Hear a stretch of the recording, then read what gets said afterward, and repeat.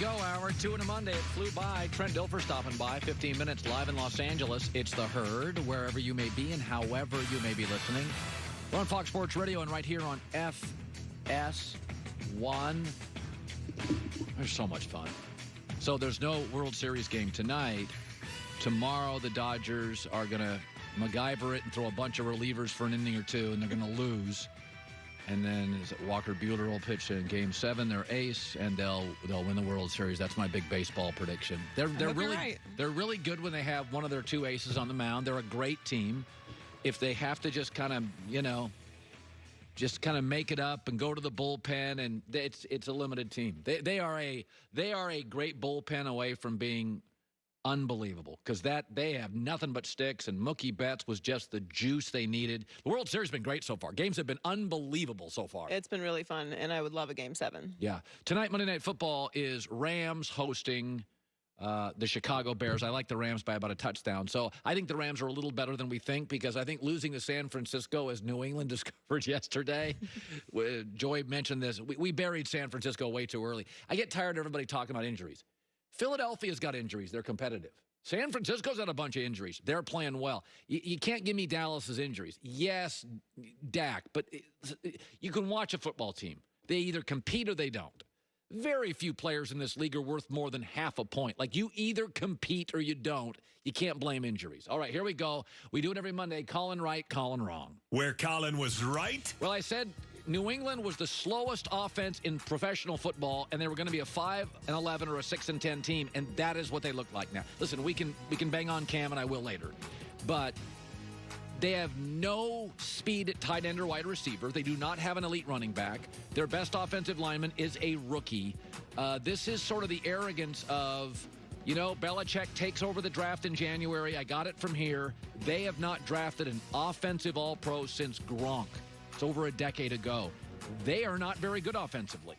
They are, and they don't know offense very well. Mohamed Sanu, they gave up a second-round pick. It didn't work. N'Keal Harry, it appears to be a bust. So, listen, this was always more Brady than Belichick. We know Bill's good, but this is why I kept saying you can be the smartest coach in the world. You've got to have speed.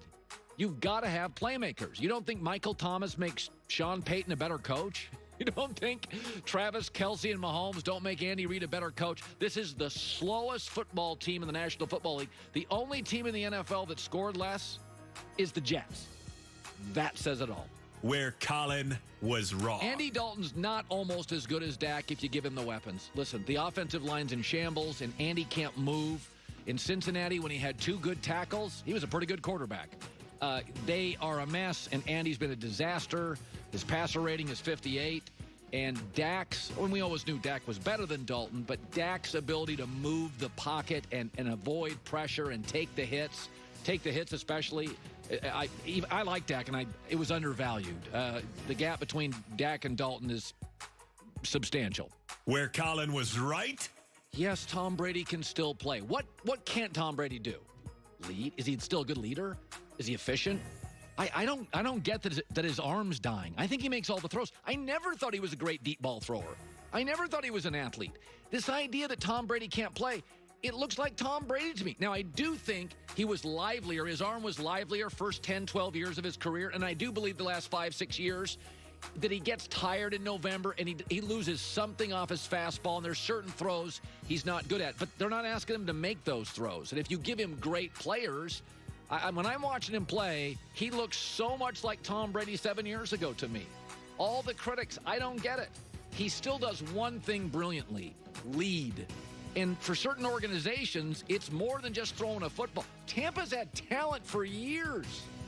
They didn't have this: the efficiency, the timeliness, the leadership, the accountability.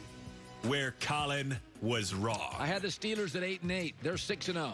They're not going into the tank. I will say this: top to bottom, it's probably the most well-constructed roster in the NFL. Even running back, where we look at him and think, I like James Conner. When James Conner's healthy, I like James Conner. They do everything well. Tight ends that can block, receivers can catch, a quarterback. In fact, if there's one thing that drives me nuts, it's Big Ben. That's my issue. Some of his throws drive me nuts. He threw up a jump ball yesterday late that was really a bad throw, but top to bottom, They're really good. Kevin Colbert's, nobody knows what he looks like outside of Pittsburgh. He's one of the best football personnel guys in the NFL. They've got 2 good receivers, 2 capable backs, an excellent offensive line. The Minka Fitzpatrick trade was money. Their linebackers are unbelievable. I don't know what I don't know. I'm sure there's a hole somewhere. I swear to God, sometimes I think the hole is Ben. Where Colin was right. Baker Mayfield's going to beat Cincinnati, and everybody in Cleveland's going to go crazy. That's what I got this morning. Oh, my God, you're just a hater. Can we stop? Baker Mayfield owns the Bengals. Wait, the whole league does. Baker's growth is not about the Bengals. Baker's growth is, how does he look against the Steelers and Ravens? 2 games this year? Awful. Once again, people are no longer honest. It is classic. Every time he beats the Bengals, this has happened like 5 times on this show. Everybody rushes in and tells me how great he is, and I keep saying, do you have to get through the Bengals to get to the playoffs? You got to get through the Steelers and the Ravens to get to the playoffs, and Baker's been terrible. People just aren't honest on Baker. He's not good. I was right. Own it. Take the Bengals out. He's a below-average quarterback. That's just what he is. Where Colin was wrong. I was ready to hand Cam Newton a contract extension. I'm going to pull that away for the time being. Now, again, he's not working with much, but mechanics aren't great. Accuracy is terrible. He's acknowledging it. It's just not good. He's really struggling. If you take out the Seattle game, and after that game, I'm like, whoa, we got ourselves something here. Let's be honest. Seattle's defense it's the worst in the league. It's worse than Dallas. You take that game out, he's got 1 touchdown, 6 picks. Again, it's accuracy problems, some easy throws, 12 yards away, way behind wide receiver. He's off. This is why there was not much of a market. And I think this morning, I'm not sure there's going to be a market with all these great young quarterbacks coming out of the draft. Where Colin was right. I always said Kyler Murray, and this is not a huge, reach. Kyler Murray is Russell Wilson. He's the closest thing we have. Yesterday, their stats are identical. Russell Wilson went 33 of 50. Kyler went 34 of 48. Russell Wilson ran for 84 yards. Kyler ran for 70. Russell threw for 388. Kyler threw for 360. Russell threw 3 touchdowns. Kyler threw 3 touchdowns. And by the way, both teams are totally reliant on the quarterback to make great plays. That's why both quarterbacks occasionally have really bad interceptions. But I still contend that Kyler does not get picked, at least early, without Russell Wilson. They're just, how much fun are they to watch? And again, if you ask quarterbacks to throw for 400 yards, you're going to get bad throws. Kyler had a terrible pick. Russell had a terrible pick.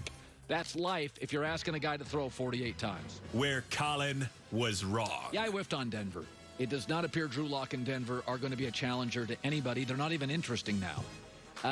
Listen, they've had injuries, but I don't want to hear about injuries. Everybody's losing players. We had no preseason. We've had more injuries than ever. They are affecting the betting lines. But, Patrick Mahomes barely sweat yesterday. Patrick Mahomes was 15 of 23, and they still scored 43 points. The defense isn't good. I understood the Vic Fangio hire. Everybody in the league was going one way. They went defense, and I think Fangio's a good defensive coach. Drew Lock has struggled. He was 21 of 40 with a couple of picks. Been a little banged up, but they've got talent, but they don't have the right juice leading it. Where Colin was right. Everybody wants 8 teams, 16 teams in a college football playoff. Did you watch Alabama this weekend? Did you watch Ohio State? Did you watch Clemson? Ohio State dropped 52 on Nebraska and didn't even play well in the first half. We don't need 8 teams in a college football playoff. I'm not sure we need 4. I think we need 3. One of them gets a bye. Ohio State, Clemson, and Alabama are so much better than everybody else. There isn't a 4th best program. Georgia's good but never wins the big game. Auburn's talented but inconsistent. LSU now is no good. Michigan, Oklahoma, Notre Dame, eye roll. Everybody wants to add to the playoff system. And my takeaway is, you're watching these games. There's 3 college programs that don't even look like anybody else. The players don't even look the same. They're just NFL factories. Ohio State played poorly for the first half and won 52-17. For the record, Justin Fields, oh man. That guy is Oh, these young quarterbacks. I mean, it is Burrow and Kyler Murray and Justin Herbert, and I'm watching. I mean, we all know Trevor Lawrence is great. Let's just check the box; he'll be great. Justin Fields, he could have easily sat this Big Ten year out. I am so glad he didn't. He has got a great arm. He is throwing missiles all over the field. I don't know who's his quarterback coach. I'll go to a media guide, but man, he looks so much more confident than last year. He looks unbelievable. This sport, man, we're getting like, and then there's a kid at North Dakota State, Trey Lance? I mean, we may have 3 more stars coming out of college football. God, Justin Fields look good. Trent Dilfer's around the corner. Don't go anywhere. 15 years in the NFL, Trent Dilfer. 2020 has changed the world of sports. Some teams are adapting to the times by making changes in their stadiums, their arenas. Others are letting fans buy virtual seats in the stands. These changes have created demand for a wide range of unexpected roles, from plexiglass screen installers to video platform support specialists. Hey, listen, whether you have hiring needs for new positions like these or positions you're already familiar with, there's only one place to go, ZipRecruiter, and right now, try it for free at ZipRecruiter.com/herd. When you post a job on ZipRecruiter, 100 top job sites get it immediately. Matching technology. It actively invites them to apply. 4 to 5 employers who post on ZipRecruiter get a quality candidate within the first day. ZipRecruiter.com/herd. Smartest way to hire. ZipRecruiter.com/HERD.